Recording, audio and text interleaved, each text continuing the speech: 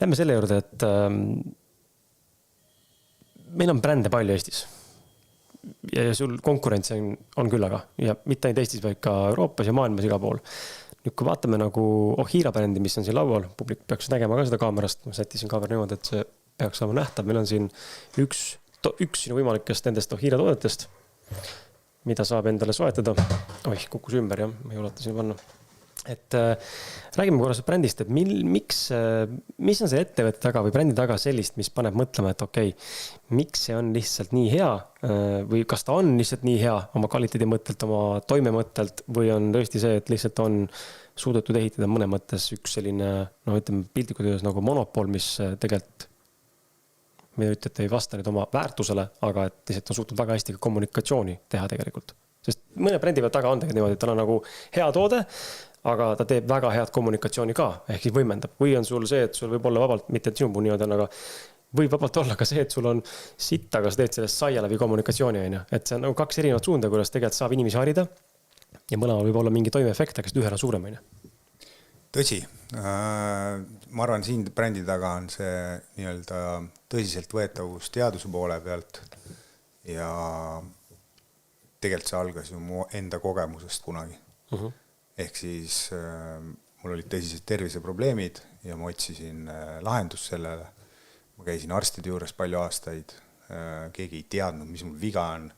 Mul olid erinevad sümptomid, mul oli väga halb olla, mul oli immuunsüsteem maas, nahaprobleemid olid lõpuks, lõpetasin haiglas, urineerides verd, nädal aega olin haiglas, kateeter oli pandud. Ja see lõppes ka sellega, et arst või mind lasti haiglast välja öeldi, et sa oled noor poiss, et ära rohkem siidrit joo. Küsis enne, kui ma sisse tulin, kas ma olen midagi tarbinud. Ma ütlesin, et jaanipäev 2 siidrit joonud. Et siis ma saingi aru, et kuna ma käisin erinevate arstide juures, lõpuks mind suunati seal psühhiaatri juurde ja psühholoogi juurde umbes, et kuna nad ei leia probleemi, siis järelikult peab olema peas midagi. Ja siis ma sain aru, et kui ma seda teekonda nagu edasi käin, siis väga hästi ei lõppe. Et ma võtsin vastu otsuse, et ma teen endale ise selgeks, mismoodi minu organism, minu keha toimib. Ja väga kiirelt vastuseid otsides jõudsin soolestikuni, ehk siis mis on 78% immuunsüsteemist ja ma sain aru, et sellest tuleb alustada. Ma teen selle korda ja kui see on korras ja mul on veel mingid küsimusi või ütleme kaebusi, siis ma vaatan järgmiste asjadeni. Ja siis ma mõtlesin, kuidas ma seda korda teen. Minu jaoks kõige loogilisem tee tundus probiootikumid. Hakkasin ma siis neid otsima, vist tookord oli seal kuskil Ameerikast. Proovisin 3-4 erinevat brändi, mitte midagi. Null, ma ei tunne mitte mingit toimet ja ma võtsin löökannust selles mõttes kordades, mitmeid kordi rohkem kui seal pakendi peal kirjas.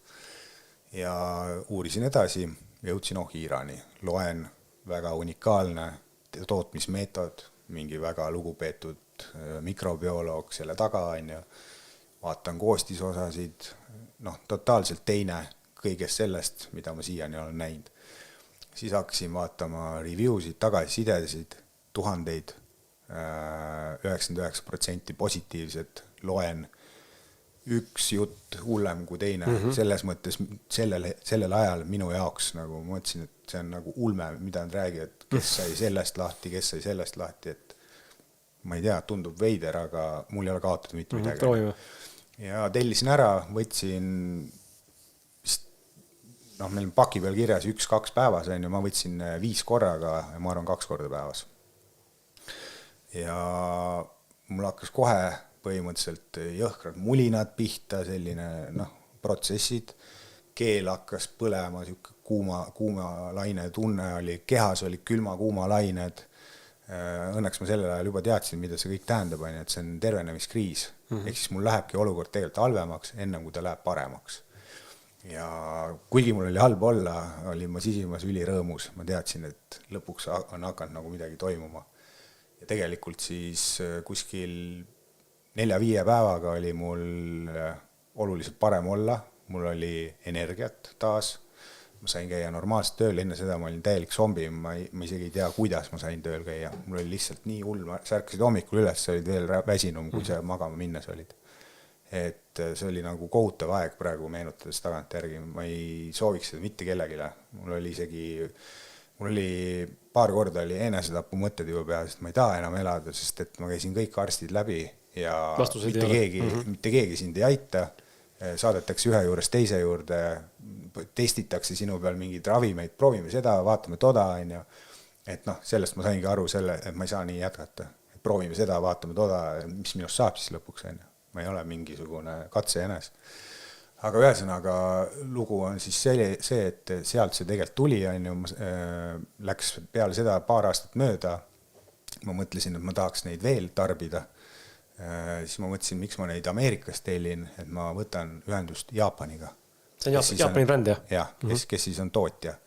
Ja ma võtsin nendega ühendust ja mind suunati, neil on nagu oma esindaja Euroopas, mind suunati sinna, suhtlesin siis nendega, küsiti mu käest küsimusi, miks ma seda tahan teha ja mis kogemused mul on ja nii edasi. Ja ma rääkisin oma loo ära, nüüd siis neil on väga hea meel, et ma tahan nendega koostööd teha, et tegelikult kõik nii-öelda materjalid juba Eesti turu jaoks on ette valmistatud, et nad mõtlesid hakata varsti otsima. Ehk siis see nagu ootas mind. Ja sellest hetkest see siia tuli, mul ei olnud isegi sellel hetkel plaan seda mingiks hullult suureks ajada. Ma pakkusin seda käest kätte ühele sõbrale, teisele sõbrale, see hakkas lihtsalt nii jõhkralt kasvama, et ma sain aru, et ma pean hakkama edasi müüjaid leidma ja nii edasi, et see lihtsalt sellisel viisil enam ei toimi. Aga mida see nagu räägib see lugu praegu ongi see, et see ikkagi baseerub minu ja inimeste siis selle tagasiside peal, kuidas see nendele toimib, mitte see, et siin on mingi superilust lugu taga. Siin kuuletes nagu on paar kohta, kus ma tahan kinni võtta ja enda kogemust ka jagada, ja ma tegelikult huvi pärast tahaks ka kuulajad, vaatajad kirjutaks kommentaaridesse, kui vähegi julgevad ja kui julge siis kirjutada Svenile otsa näiteks, ma ei tea, kas info@ohira.ee võib kirjutada otsa, kui on mingi kogemus jagada. Ikka võib. Et kirjutage seda poolt ka, kui palju teie olete üldse saanud nagu toidulisanditest abi, sest et mulle tundub, et ja see küsimus läheb kokku nagu ka selle poolega, sa mainisid, et kehas enne kui läheb paremaks, läheb kehvemaks. Ja ma peatuks korra sellel teemal, et ma ei tea, palju oskad selle teema nagu kaasa rääkida või seda kommenteerida. Mul on enda mingid teooriad ka olemas, aga ma pole sinna nagu sisse süvenenud, aga miks see protsess on selline? Et miks läheb justkui näiliselt, ajutiselt halvemaks, kui me teeme midagi paremaks ja siis alles läheb ta nagu paremaks? Mis tegelikult kehas nagu juhtub? Ja teine pool on nagu see, et kogemused enne, et minul endal ei ole ka olnud tõesti on väga väheste toidulisanditega olnud nagu mingit tuntavat kogemust. Ja mulle tundub, et inimesed on hästi erinevad ka. Osad on need, kes on hästi tundlikud, tunnevad igat, ma ei tea, koostisainet, kohe reageerivad enne. Kas siis tänu selle, et on allergik või on mingisugune reaktsioon kehas. Ja siis on need minusugused, kes vajutavad sisse kapslite viisi ja pakkide viisi endale toidulisandeid ja mitte midagi ei tunne, et oleks muutunud. Vahe pole, mis bränd on. Mis sinu mõtted on selles osas? Ja just selle poolga, miks see keha on niimoodi, siis, et läheb kehvemaks ja siis järsku läheb nagu paremaks. Mis see toimub üldse? Ütleme, see läheb kehvemaks ja siis järsku läheb paremaks, ehk siis tervenemise kriisi protsess. Seal on nagu mitu mehhanismi, aga üks võib-olla kõige loogilisemaid on see, et kuna sa annad kehale siis nii-öelda vajalikke kasulikke asju, on need siis bakterid, mingid mineraalid, vitamiinid, mis iganes on ju, siis see tähendab seda, et sa annad kehale vajalikke ehitusblokke, et ta saaks ennast üles uuesti ehitada. Millest enne on defitsiit olnud? Just, et nüüd tal on olemas see, millest ennast üles ehitada ja samal ajal on tal nüüd tekib võimekus viia välja kõik, mis sinna ei kuulu, näiteks toksiinid on ju. Ja see tekitabki seda halba olekut, see toksiinide väljaminek kehast, samamoodi kui meil on näiteks, ütleme siis, toon näite, pärmseene ülevohamine. Et pärmseenega samamoodi, et kui me hakkame seda nii-öelda tagasi suruma seal millega iganes on ju, siis meil võib hakata väga halb olla. Esiteks, ta ise toodab toksiine, kas või parasiidid on ju samamoodi. Et nad toodavad ise toksiine ja kui nad hakkavad surema, siis ta hakkab seda eriti tegema, et ta ei peaks ära surema. Et see on kehale raske lihtsalt. See on raske protsess ja see võib tekitada seda. et see on üks nagu selline teema, miks on see nii. Aga nüüd tulles teise koha peale, mis sa ütlesid, et sa võid nagu kühvliga sisse ajada toidulisandeid, sa ei tunne mitte midagi, siis ma ei oska selle koha pealt kaasa öelda, miks see sul konkreetselt nii on, aga ma võin rääkida endast. Et mina üldiselt olen pigem tundlik, ma tunnen päris hästi toimet, mitte see ei tähenda seda, et ma tunnen kõigel toimet, vaid ma tunnen toimet nendel, mis päriselt toimivad. Siis ma võin öelda näiteks Ohiira puhul, kuna mul on nii pikk aeg juba, kaua ma olen sellega tegelenud, 10+ aastat, ehk siis tarbinud olema seda veel rohkem vahelduva eduga, siis ma võin öelda täna, ma ei tunne mitte midagi. Ehk siis ma võtangi profülaktika mõttes vahepeal, et mul oleks endiselt kõik tore ja ennetada igasuguseid asju, aga enam ma ei tunne mitte midagi. Varem ma tundsin väga hästi, kuidas mul energiatase tõusis, kuidas mul näiteks parem meel oli, kuidas mu toitumisharjumused muutsid või oli mul vaja vähem süüa, et kõike sellist. Et noh, järelikult mina enda kohta ütlen nii, et mul on kõik väga hästi. Üle küllastunud juba? Ma ei tea, kas isegi üle küllastunud, aga ma arvan, et mul on väga hea tervis ja kui sul on kõik hästi, siis on väga raske midagi tunda, mingit muutust. Et kes kõige rohkem tavaliselt tunnevad, näiteks meie toodetega ka, ongi see, mida raskemas seisus inimene on, tervislikult. Seda tugevamat toimet ta tunneb. Ehk siis see tervenemiskriis võib ka olla palju tugevam. See tuleb sellest, et see kogemuslik shift on lihtsalt nii suur, et sa oled tundnud ennast ühtemoodi kogu aeg ja sa oled sellega kohanenud ja nüüd on nagu mingi uuem, parem justkui tunne tuleb sisse ja nüüd siis sellega kohanemine tekitab seda tunnet, et wow, what the hell is going on? No ei tea, kas see just see on, aga lihtsalt tal on ruumi paranemiseks, mõistad? Et kui mina olen täiesti terve inimene, siis mul nagu väga ruumi kuhugi paremaks enam väga minna ei ole. Temal on, sest et ta on väga halvas seisus. Et pigem see. Aga noh, jah, see on ka huvitav lähenemine või vaatenurk, mis sina praegu ütlesid. Ja mis ma mõtlen, sa pead ülekaaluline inimene, kes on nagu, on siis diabeedik või lihtsalt ülekaalus mingi põhjusel, siis see on tema normaalne seisund. Ta ei teagi, mis tegelikult on olla tegelikult nagu normaalkaalus, kus tegelikult on elu terve inimese keha peaks tegelikult olema kõigil üldiselt väikese nii-öelda selle varieeruvusega. Ja siis kui ta nüüd sinna jõuab, siis ta saab tunda seda, et holy shit, mis tegelikult nüüd nagu on olnud normaalne. Ma enne arvasin, et see ülekaaluline on nagu normaalne. Eks tal ei ole seda võrdlusmomenti või seda paralleeli nii-öelda kahe nende pealt, enne kui ta pole mõlemat spektrit kogenud. Et seda ma ise olen ka nagu märganud mingites asjades, et kui mul ei ole mulle veeb, kuidas mul kunagi oli saatekülaline Andrus Vana, ütles, et kui sa sitta pole söönud, siis sa ei tea, kuidas moos maitseb. Ja see nagu nii nagu toorelt illustreerivalt öeldud, eks ole, aga annabki selle maigu, et kui sa ei ole neid leere kogenud, siis sa ei suuda nagu eristada seda, mis on tegelikult siis nagu parem tunne või parem olek. Jaa, et ma olen seda meelt ise täpselt samamoodi, aga võib-olla mitte siis füüsilise tervise poole pealt, aga võib-olla psühholoogilise poole pealt, et ma endale tihti ütlen, et miks ma panen nagu piiri mingi mõtte juures või et mul on maru hästi, et siit saab veel paremaks minna. Midagi. Ja alati saab. Piiri ei ole. Et paljud inimesed ütlevadki, mul on kõik väga hästi, et mul ei ole vaja mitte midagi. Nagu, aga siit me panemegi piiri. Ma ei räägi materiaalsusest, vaid ma räägin lihtsalt, et oma nagu vaimses arengus ma saan veel paremaks minna. Iga päev. Lõputult. Jaa, täitsa nõus.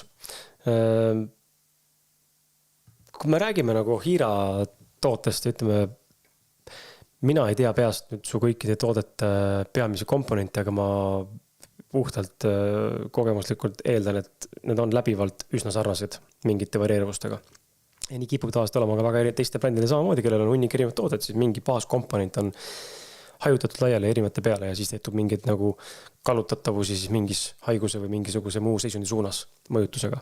Et mis on see peidetud kangelane, mida enamus inimesi võib-olla ei tea, et kuna saate algus mainisime ka, et me teame kõik, mis asi on Dr. Ohiira probiootikumid, me teame kõik, mis on ohiira.ee, me teame seda brändi, me teame seda pakendit, me tõenäoliselt teame ka neid värve, mis mugus need kapslid välja näevad enne. See on nagu nii kaua turuliselt olnud juba.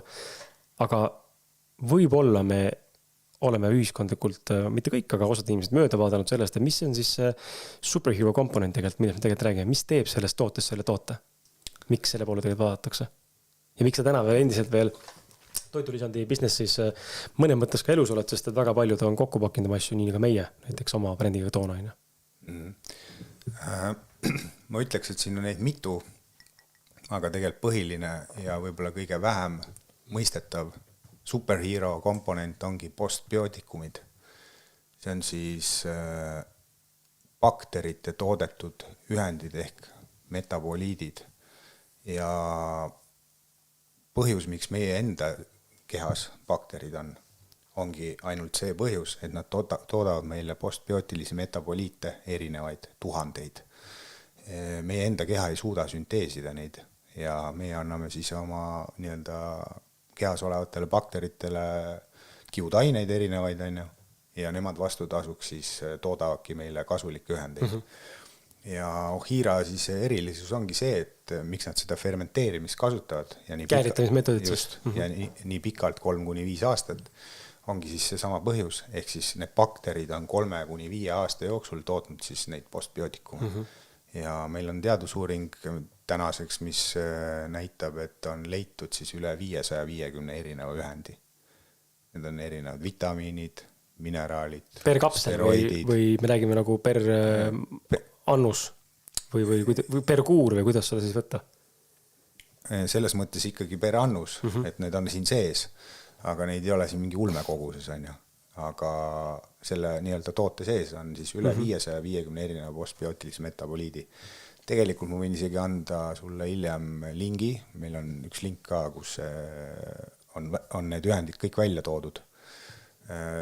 Ma kujutan ette, et 99% inimestele see nimekiri ei anna muidugi mitte midagi, isegi mulle ei anna, need on niivõrd võõrad nimed kõik, aga midagi tuttavad seal on. Me paneme see nüüd peaks tegelikult olema siin salvestuse hetkel, me ütleme, et me võikame selle välja, aga tegelikult kui sina seda vaatad, siis see tegelikult peaks olema siin YouTube'i kirjelduses, võib-olla viskus, kui mul jäi meelde ka sulle see paremast üles nurka otse klikatava lingina, kui ei, siis palun kirjuta mulle või Svenile ja me anname sulle selle lingi. Ja mis teema postbiootikumidega ongi siis see, et seal on näiteks orgaanilised happed sees, mis on reaalne energia meie kehale, kohene, siis erinevad vitamiinid on ju, steroidid, mitte illegaalsed, et seal on väga palju erinevaid asju ja kui me nüüd üldse probiootikumidest räägime, siis enamus pakuvad ainult lihtsalt baktereid ja need on külmkuivatatud, mis tähendab siis seda, et kui ta niiskusega kokku puutub, siis see bakter peaks ärkama alles ellu või nii-öelda muutuma aktiivseks. Tema järgmine ülesanne on see, et nüüd ta peab suutma kõigepealt jõudma üldse läbi mao soolestikku ja siis sooleseinas suutma kinnituda sooleseinale. See on väga pikk teekond, eriti inimesel, kellel juba on probleem soolestikuga, näiteks dysbioos, see keskkond talle on ebasobilik, see ei ole ideaalne keskkond, kus hakkama saada. Ehk siis see ülesanne on üliraske. Lisaks sellele, kui me räägime külmkuivatatud bakteritest, siis see protsess, kuidas seda üldse tehakse. Laboritingimustes on kasvatatud baktereid, kõik on väga ilus ja tore, nad on elusad seal ja siis külmkuivatatakse ehk siis sentrifuugitakse need. See tähendab seda, et see tegelikult kahjustab raku DNA-d, selle bakteriraku. Ehk siis see bakter tegelikult saab päris tugeva stressi sellest. Ja nüüd, kui ta kunagi siis nii-öelda aktiveerub selle niiskuse peale, kui me sisse selle võtame, ta ei ole enam esiteks see, mis ta oli seal enne seda protsessi algatamist. Et see on nagu üks asi, Sellest ei räägi keegi, mis korda kuulen praegu seda? Jah, paraku mitte, aga see nii on. Ja kui rääkida veel probiootikumide maailmas, siis probiootikumide tootjaid on maailmas umbes 5-6 tükki. Inimesed teavad sadu erinevaid probiootikumide brände. Et tegelikult need brändid ei tooda ise probiootikume. Ma ei hakka nimetama ühtegi brändi, aga ma ütlen, et see on Eestis täpselt sama mudel. Ja nad ostavad sisse nendest tehastest, nad ütlevad, et meie tahame omale, ma ei tea, pange mulle 5 tüve ja nii palju C-fuusid ehk siis koloonia moodustavaid ühikuid. ja nad saavad selle ja panevad oma sildi peale, ütlevad, näed, see on meie probiootikum. Aga tooraine sama põhimõtteliselt? Sama tooraine, sama koht, noh, nii on. Ja kui sa vaatad enamus probiootikumide brändidel, üritad mingit teadusuuringuid kuskilt leida, siis ei ole eriti. See ei leia. Ja üks põhjus ongi see, et ilmselt nad ise neid ei tee, teine asi on see, et ma ei tea, kuidas see protsess täpselt toimub, aga kui nad ise teeksid, siis nad peaksid võib-olla ikkagi avalikustama selle, et mis selle originaalpäritolu on. Ja teine variant on see, et nad saaksid jagada selle tootja tehase uuringuid, aga nad ei taha seda teha, ja siis tuleb see kõik välja. Et sellised lood on sellega, ehk siis Ohiral on jällegi see eelis, et nad toodavad otsast lõpuni kõik ise, on ja kõik, alates siis sellest tootmisest kuni siis lõpptooteni, kõik toimub ise. Ainuke, mida nemad ei tee, on kapseldamisprotsess, mis toimub Fuji tehases. Pannakse see tooraine siis kapslisse. Ja Ohira tõenäoliselt ei teegi niimoodi, et sul nüüd teine bränd saab sama toorainet osta ja ära leibeldada mingisuguse muu brändina nii-öelda. Ei, jah, ta ei tee seda. Mis ma veel tahtsin selle protsessi kohta öelda? Jah, teadusuuringud, tootmine. Et ühesõnaga, ja mis siin on veel unikaalselt, ongi see, et siin on väga palju kasutab puuviljad, juurviljad, seened, vetikad, mis siis korjatakse Jaapani loodusest hooajaliselt. Mis tähendab seda, et kui nad on küpsed, siis võetakse nad ära, pannakse fermenteerimistünnidesse, neid ei panda sinna kõike korraga sisse.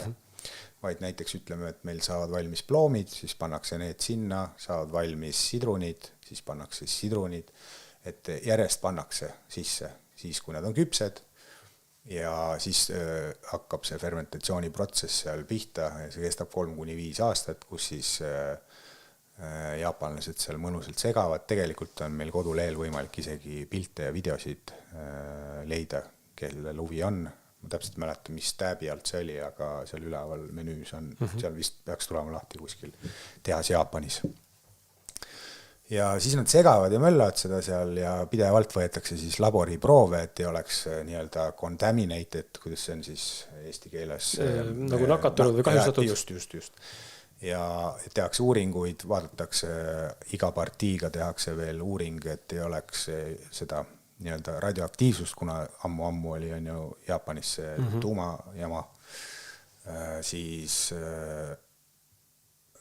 mängitakse klassikalist muusikat neile 3-5 aastat, see ei ole ka nagu niisama, vaid selle taga vanasti öeldi selle kohta teooria, täna see on teaduslikult tõestatud, et Ohira siis uskus, et see annab elujõudu juurde nendele bakteritele ja nad on seal nii-öelda harmoonias omavahel, kuna neid on 12 erinevat ja nad peavad seal omavahel seda keskkonda jagama, on ju.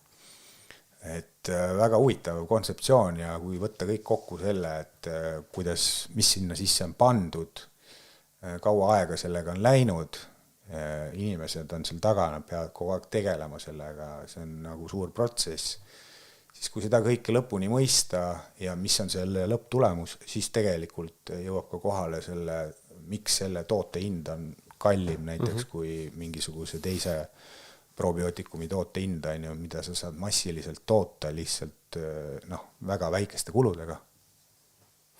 Ja me räägime, mõnes kõik see taandub ikkagi sellele, mis tavaliselt hinnapoliitika üles kehtib, kui just ei ole nagu, ütleme, tüngakaup või osav kommunikatsioon, ikka kvaliteet maksab tavaliselt. Nii on. Ja seda ma olen ise nagu ka saanud, ma olen ettevõtjana võrdlemisi, ma arvan, kogenematuse mõttes võrdes sinuga või kellegi teisega, kes on pikalt nagu ettevõtlust teinud, aga ma olen saanud ka nagu näha, et ja nüüd olles ise nagu siis, nüüd on see paralleeli kohta, et olles olnud siis selle pool, kus ma olen justkui tarbija ja siis nüüd siis nagu selle koha, kus ma nagu puutun kokku ka nagu tooraine ja kõikide kuludega, siis inimesed, kes seda kogemust ei oma, ei tea nagu, mis toimub ühe selle toote letile jõudmise nagu tagaprotsessist, lõpetades toote endaga ja transpordi ja pakendit ja kõige muuga, siis inimesed ei tea tegelikult ega ei saa aru, kuidas tekib see hinnapoliitika teinekord ka. Alati ei ole see, et seal on 500% juurdehindlus, vaid seal on nagu reaalselt on ka toorainesid ongi nagu kvaliteetne ja kallis. Et noh, et see on hästi huvitav, et inimesed mõtleid selle peale, aga mulle meeldib, kui sa lahti räägid selle, siis inimesed hakkavad nagu mõtlema, et okei. Ja okei, make sense.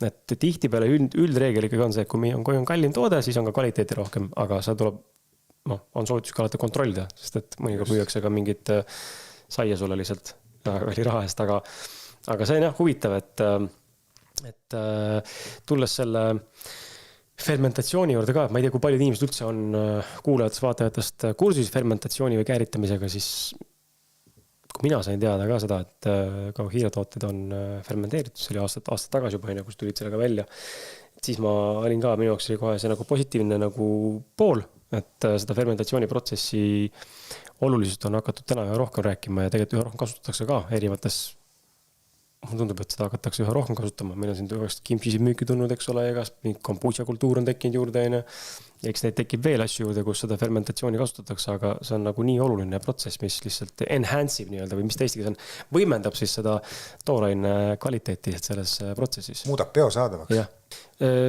Probiootikumid, postbiootikumid ja prebiotikumid. Teeme hästi lühidalt selgeks selle, mida see nagu tähendab ja kuidas neist parimini aru saada. Väga lihtne. Probiootikumid ehk piimappebakterid on siis bakterid. Prebiotikumid on kiudained, need on siis bakteritele toiduks ja postbiootikumid on siis bakterite toodetud ühendid ehk siis metaboliidid. Kas soolestikus või siis hiira fermenteerimisel on ju, aga nii on ja mõistlik, kui me toitume ka on ju, et siis toitumine võiks olla mitmekülgne, näiteks kui me teeme mingit, ma ei tea, puuviljadest või juurviljadest salatit, et siis me ei pane sinna õuna ja kapsast ainult. Me paneme erinevaid asju, sest et erinevatel puuviljadel ja juurviljadel on erinevad kiudained ja erinevad kiudained meeldivad erinevatele bakteritele. Et mida rohkem neid on, seda kasulikum, ehk siis meie keskkonnas või meie sees bakterite nii-öelda kolooniad on hästi nii-öelda laialdased. Me rääkisime enne natukene tagasisidest ja arvustustest, sa rääkisid enda kogemusest ja mida sa lugesid netist ja kui me vaatame Hiira lehte, siis iga toote all on ka hunnik erinevaid arvustusi, ühel rohkem, teisel vähem. Milliste peamiste probleemide korral tuleks või on nagu soovituslik sinul inimestele siis vaadata näiteks Hiira toodete poole või üldse probiootikumide poole peale? Kas on üldse sellist nagu konkreetselt mingit asja, kui sul nüüd on see haigus või sul on see väsimus või mingi muu asi, et nüüd siis sinna võiks vaadata? No kindlasti tasub vaadata sinna poole, kui sul on, ma ütleks, see on juba märk, kui sul on nagu toitumine paigast ära, kisubki kogu aeg selle igasuguse rämpsu poole, see näitab juba tegelikult, sest ma ühe väga olulise asja vist, ma ei tea, kas ma unustasin rääkida või võib-olla ma ei ole sinna lihtsalt jõudnud, aga seda ka ilmselt väga paljud ei tea, et meie mõistuse koha pealt tundub, et mina otsustan, mida ma söön. On nii. Tegelikult ei otsusta sina, vaid bakter saadab signaali sulle, mida oleks vaja süüa. Mida on puudu hetkel? Mille näljast on võib nii öelda küll, aga nüüd tuleb see koht mängu, et sõltub, kas kasulikud bakterid või siis mitte kasulikud bakterid, üks neist poolest domineerib sinus. Ja kui sinu sees domineerib mitte kasulike bakterite nii-öelda punt, siis nad saadavad sulle signaali, et kuule, aeg on soksi võtta, teeks väikse purksi ja nii edasi. Et kui meil nüüd see heade bakterite tasakaal saab paika kehas, siis me eelistame alati pigem tervislikku toitu tarbida. Ja see ideaalne tasakaal, siis öeldakse, on 85-15 suhe. Ehk siis 85% kasulikke baktereid, 15% mitte kasulikke baktereid. Ja ma ei mäleta, kas ma ennem rääkisin või rääkinud, aga meil on väga palju tegelikult nagu läbi aja sellist kogemust, kus inimesed ütlevadki, et jah, ma enne ütlesin küll, sa vist küsisid, mis võiks toimuda siis, kui hakata neid tarbima. Et väga paljudel tihti ongi see, et hakkavad tarbima ja ütlevad, et neil toitumisharjumused on muutunud. Et ma ei taha enam võtta šokolaadi, ma tahan hoopis võtta õuna või midagi sellist. Et kodulehel võib vaadata seal blogi poolel, vist on kasuliku pealehel, siis seal on uudised ja seal on blogi või ei, seal kohe tulebki kasuliku all vist. Ühesõnaga, blogisid on meil väga palju, blogides on meil väga palju nii-öelda päris inimeste edulugusid.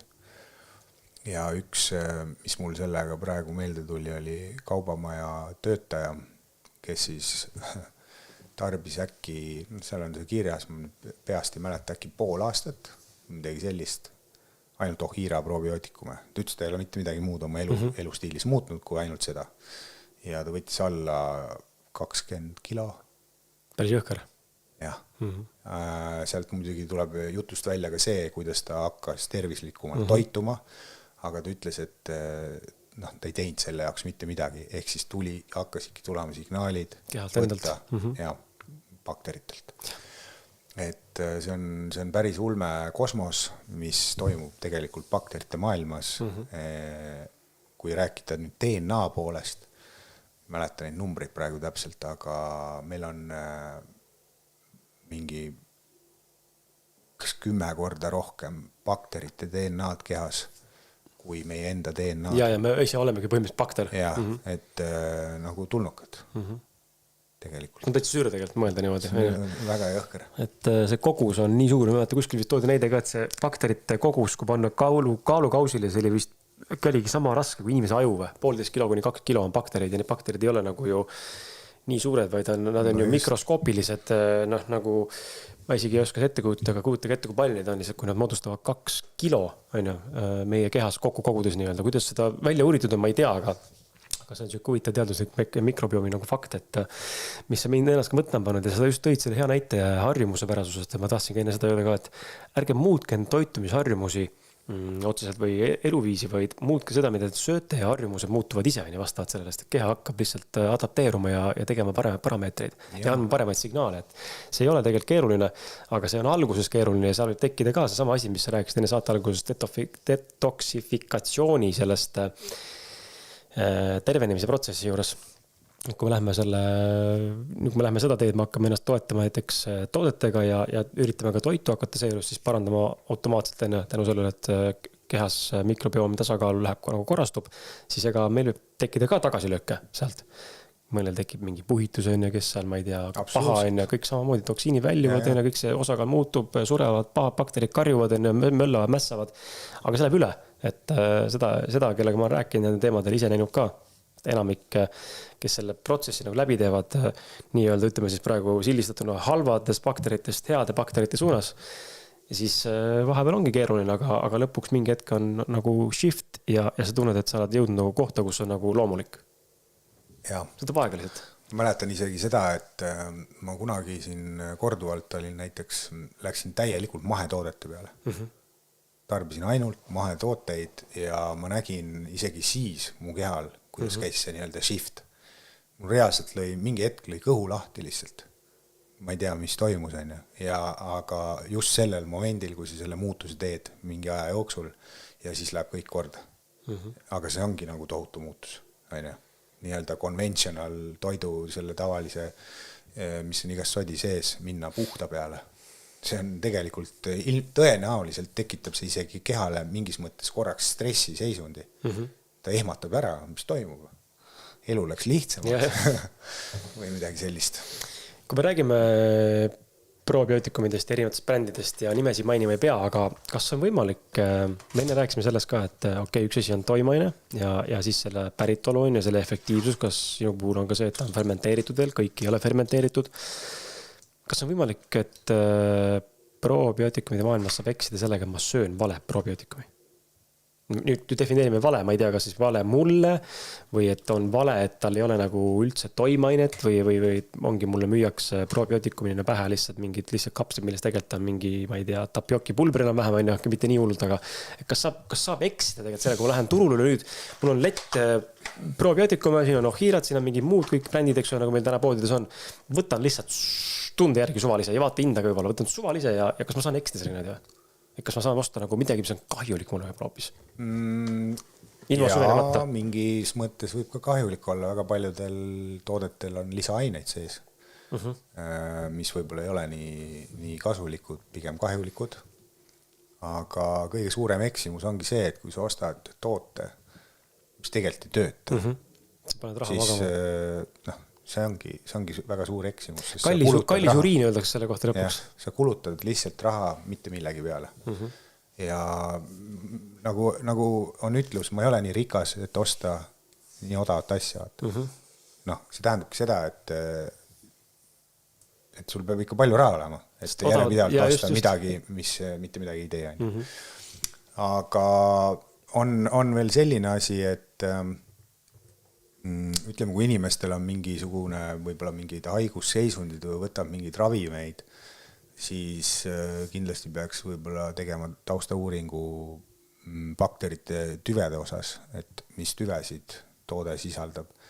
Sest igal tüvel on ka oma roll kehas ja seal võib tekkida selline nagu konfliktne seisund, et see ei tee talle nagu head sellel hetkel või mingi haiguse puhul. Ma ei mäleta, mis tüvi see meil on, aga näiteks on üks tüvi sees, mis siis aitab vererõhku äkki oli alandada. Vaata, kui nüüd inimene võtab vererõhu alandus tablette, mis siis nagu nii-öelda keemiliselt surub seda vererõhku alla ja nüüd ta võtab seda probiootikumi, seal on bakteritüvi sees, mis teeb seda loomulikul viisil, siis need kaks kokku võivad väga ohtliku olukorra tekitada. See vererõhk võib liiga alla minna. Ehk siis seal on nagu väga selles mõttes loomulik lahendus olemas, sa lihtsalt lõpetad selle vererõhu alandus tablettide võtmise, ongi kõik korras, probleem on ka kadunud, aga mõlemad koos ei tohi võtta, et siin tasub nagu ette vaadata. Natuke tasub uurida. Ja kui selle mõttes, et ChatGPT ei pruugi kõike teada, et palun võib-olla ka sinna poole mitte nagu iga vastuse juurde nagu pöörduda, pigem kirjutage näiteks otse Svenile või Ohirale ja lugege blogisid, vaadake saateid, kus Sven on käinud, kuulake mingi minu saateid, siin on ka nendest räägitud. Ja siis, kui on veel küsimusi, siis küsige. Täpselt nii. Ja, chati ei saa usaldada alati. Ei saa. Veel. Varsti võib-olla saab. Aga tulles selle juurde, et enne kui lähme järgmise küsimuse juurde, mis puudutab ootuspärasust ehk mis muutust ma võin oodata, kui ma hakkan seda läbi tegema ja millal, eks ole. Loomulikult see on hästi individuaalne, siis ma tegelikult teen üleskutse veel kord. Me sinuga, Sven, arutasime saateväliselt ka siin üks päev seda, et sina ütlesid välja selle, et üks kõige parem kingitus, mis saab teha, on kinkida tervist endale või oma lähedastele. Ja ma olen nagu sama meelt, et ma nagu täiega seda meelt, et üldse jõuludel mingi kingitused ja sünnipäev mingi kingitused, ma olen viimased aastad, ma olen kogu aeg vist teinud, laps on ainuke erandine, ta oled ikka mingi mänguasju midagi, aga muidu naisele endale ikkagi tervist või nagu mingigi viisil elamust või kogemust, mis nagu teeb midagi nagu paremaks nii emotsionaalselt või siis füüsiliselt. Nii et palun, hea kuulaja, mine lihtsalt vaata www.ohira.ee, kasuta koodi kriskala15 ja mine piilu nende e-poodi, seal on hulgaliselt erinevaid tegelikult tooteid, mitte ainult see kollagen, millest me rääkisime, ega ka see deluxe, mis meil hetkel siin laual on, kusjuures see deluxe hetkel muideks on, kas ma eksin, et see on ainukene ka veganitele sobiv? Ei, kõik on. Kõik on, okei. Et siis on veel lihtsam, et kõik tooted on veganitele sobivad, välja arvatud kollagen. Ei, ma mõtlen probiootikumidest, kõik pasta, deluxe ja standard, kõik on vegan. Ja, okei, ehk siis probiootikumidest kõik on veganid, seal on sildik ka olemas, kui sa kahtled, eks ole, ja alati saad ka koos kontrollida, aga et rõõmu kõigile selle mõttes ja tegelikult siin isegi on olemas lastele eraldi veel sellised ägedad laste kitid, mis mul endaga kohe silma jäid, et kui keegi tahab ka lastele nagu või üldse tervele perele midagi teha, siis palun minge surfake uurige natukene, et tooted ei ole siin mingi 50-60 tükki, et sa ei lähe siin valikuga hulluks. Siin on üsna arusaadav selektsioon, mille vahel valida. Laste puhul võib-olla tasub nagu öelda seda, et peaks olema veendunud, et lapsel on päris seda vaja. Laste kehad üldiselt ei vaja nagu väga vitamiinide või sellist toetust, unless tal on ikka nagu väga käest ära läinud juba see asi. Jaa, oleneb, et tihti väga väikestel lastel on väga palju seedeprobleeme näiteks. No täna ühe rohkem tundub tegelikult. Ja kus see tuleb, on kurb öelda, aga tegelikult lapse emast saab laps oma mikrobiomi.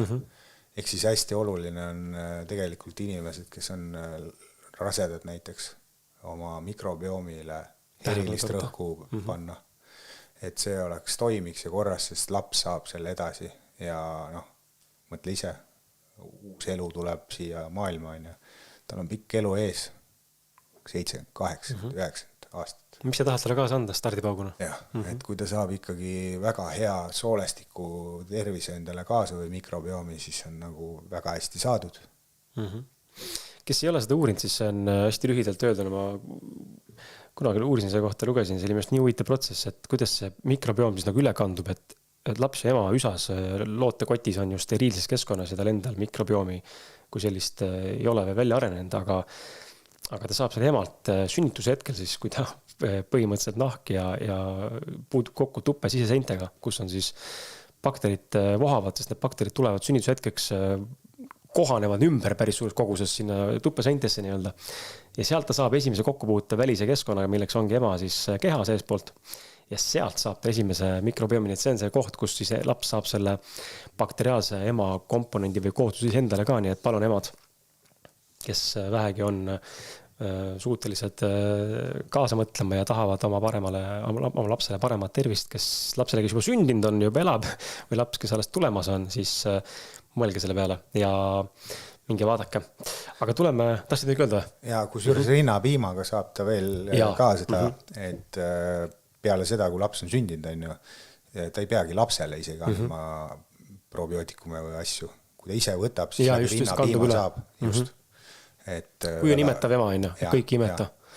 Aga jällegi, kes ei imeta, et ma tean, väga paljud inimesed ei vaata seda teadlikult, aga ostavad seda nii-öelda piimapulbrit. Ja see on nagu hull teema, mis poes on, see on selline kräpp. See on täis kräpp. Et ma soovitan nagu väga ettevaatlik olla ja otsige parimaid lahendusi sellele.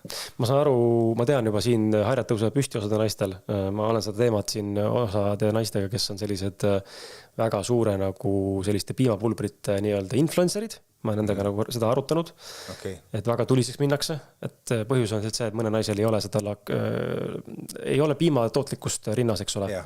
Aga ka see on tegelikult väga tihti, ma ei ole spetsialist, aga nii palju, kui ma olen rääkinud ämmaemandate ja tuuladega ja imetamisnõustajatega, siis see on ka parandatav, kui sellega varasemalt juba tegeleda. See on seotud nii toitumise kui ka puhtalt imemismetoodika õige arendamisega ja rinnamassaažid asjad juurde, aga on olukordi loomulikult, kus lihtsalt seda tõepoolest, mis iganes põhjusel siis ei ole ja siis need piimapulbrid on tõesti abiks. Aga kui sul on võimalik, siis palun esialgu ikkagi proovi see rinnapiima tootlikkus oma kehas tööle saada niimoodi, et laps saaks seda loomulikul viisil ilma nende pulbrite ja lisaaineteta, mida tegelikult vaja ei ole. Ootuspärasused.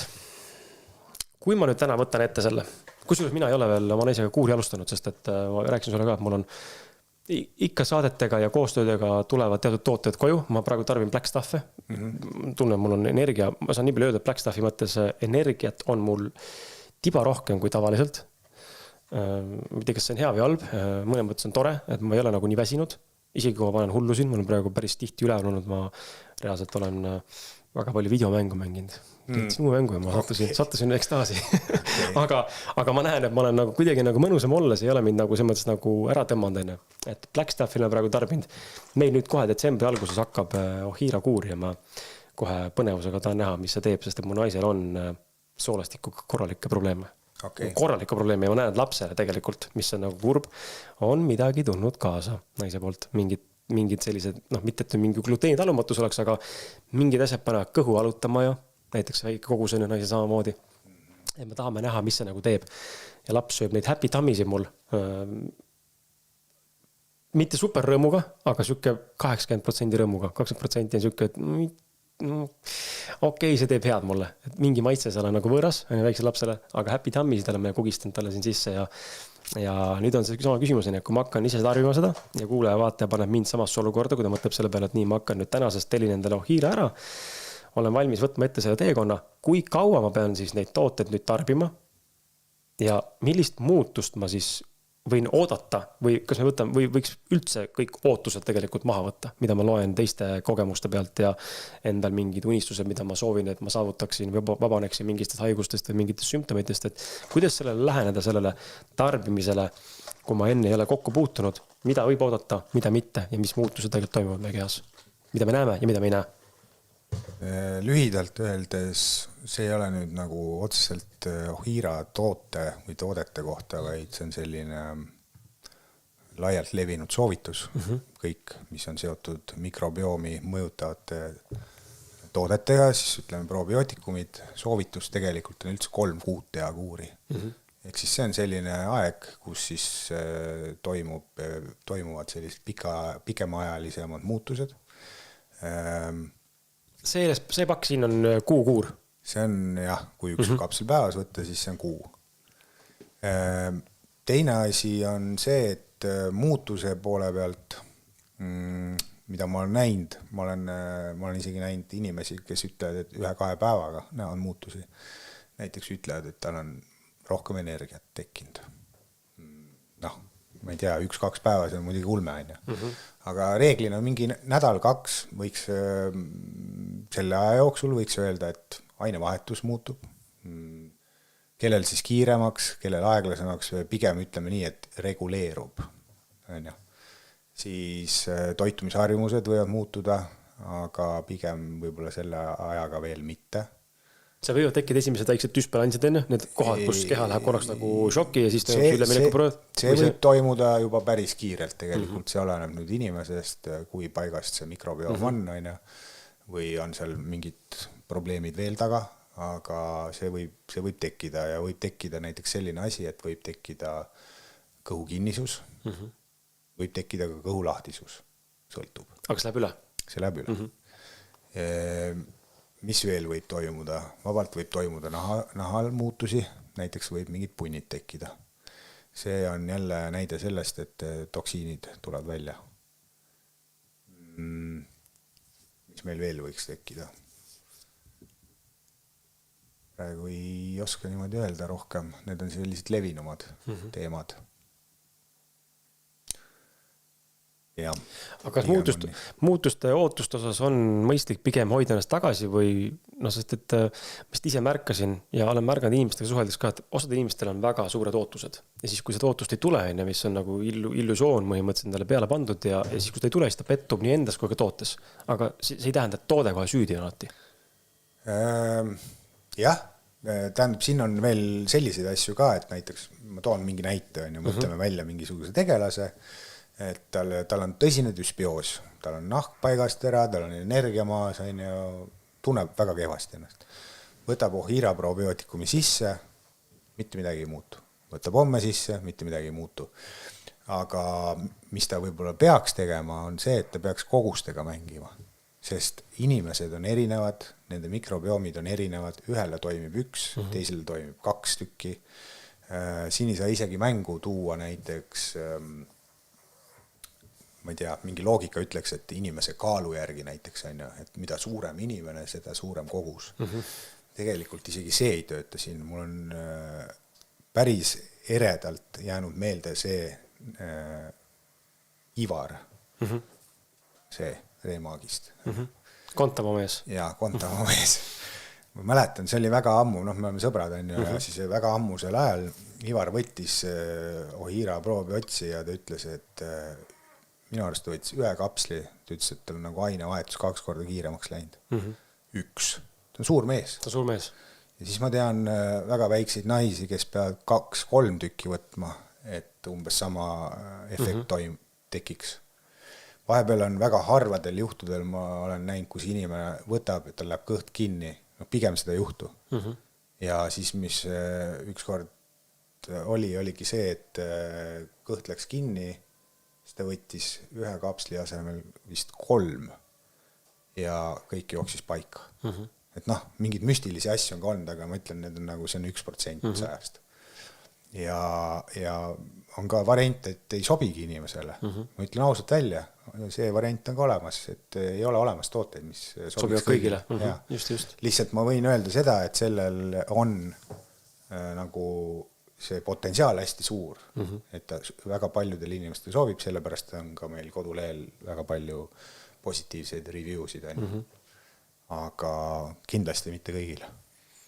Kui me räägime sellest konkreetselt probiootikumist ja see, mis laual on, see on nüüd see 5-aastase fermentatsiooniga. Mis vahe on 3 ja 5-sel? Ainuke vahe ongi selles, on siis bakterite multikultuursus või mis vahe seal on? Pigem on see, et ütleme see tooraine ja bakterite nii-öelda kooslus ja kõik on sama. Erinevus ongi siis fermentatsiooni aeg, 3-5 aastat. Mida kauem siis fermenteerimine kestab, seda rohkem on bakterid neid kasulikke ühendeid postbiootilisi metaboliite tootnud.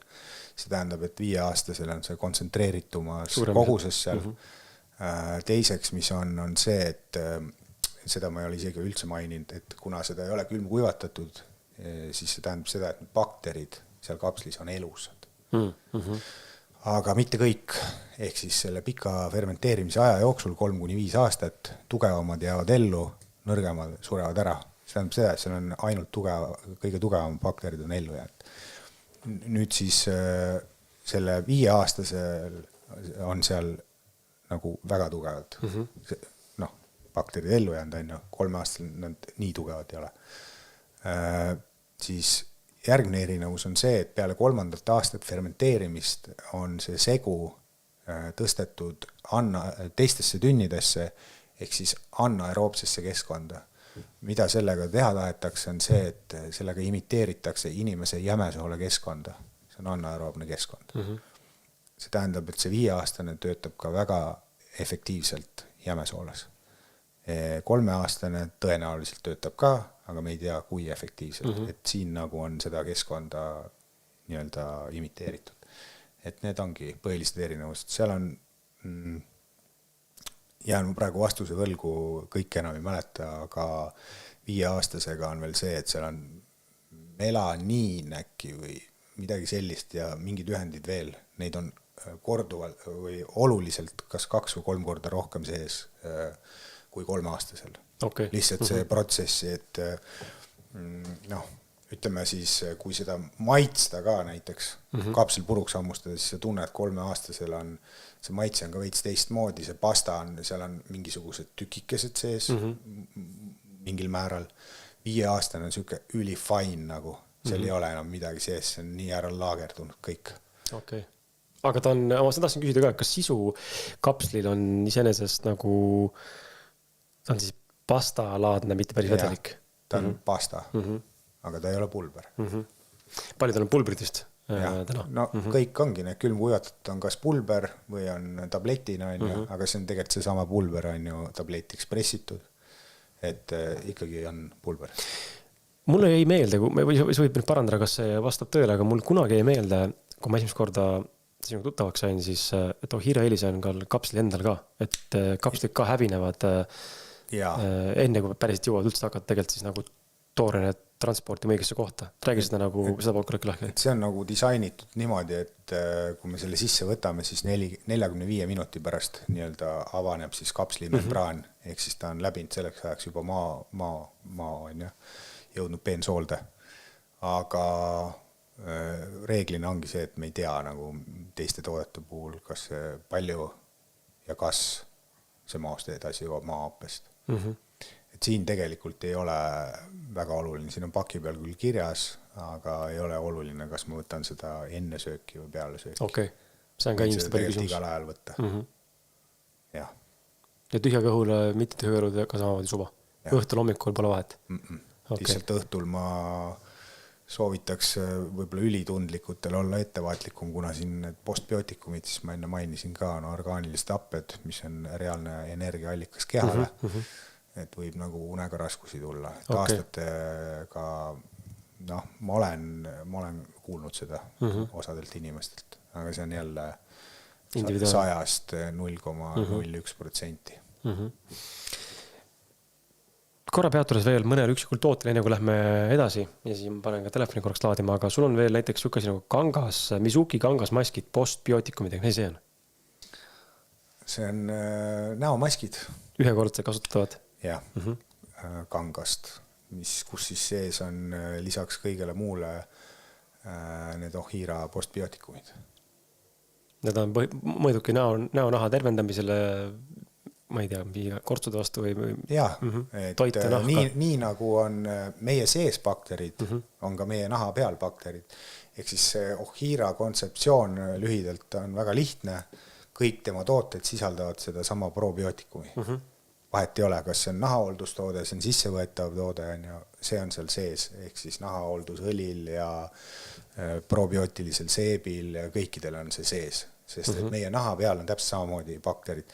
Et see oli, ma suure imestusega vaatasin COVID ajal, mis toimus nagu see desinfitseerimine. No mida te teete nagu?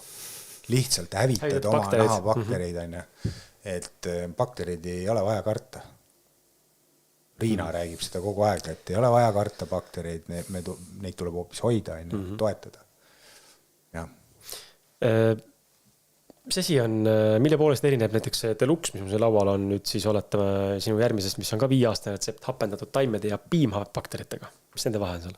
See on tegelikult väga suurt vahet ei ole, et see on pasta, seesama pasta, mis on selle kapsli sees. Teile kapsli või ta ongi pasta?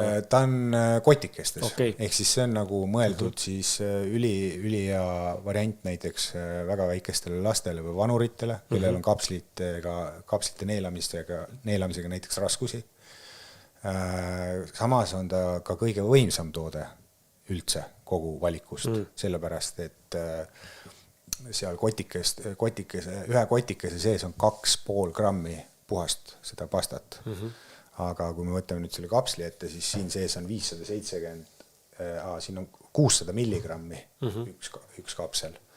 Et see on mingi 4-5 kordne erinevus. Et sealt saad tegelikult päris hea koguse korraga. Lihtsalt seal on see maitse küsimus, kapsliga see ei tunne maitset. Aga jällegi, see on puhtalt minu arvamus, aga see maitse on väga meeldiv. Et ta on selline magus, ma ei tea, erinevatel inimestel meenutab see erinevat asja. Mulle meenutab nagu võib-olla natuke ploomimoosi. Siis mul üks siin hea tuttav Tommi, kes on soomlane, see ütles, et meenutab sellist asja nagu mämmi, mingi Soomes väga mingi tuntud, ma ei tea, mis asi see on. Aga lapsed pigem armastavad seda ja mul on väga palju tuttavaid endal nagu ka, kellel lapsed on ja ütlevad, et lapsed ise tulevad küsima seda pigem. Okay. Et on aeg. Ja siis on sul veel iluseep, Kampuku iluseep ja Magoroku nahahooldusõli. Jaa, et see Kampuku iluseep, see samamoodi, see on täiesti naturaalne. Kookose baasil, ehk siis ta ei ole mingit searasvast.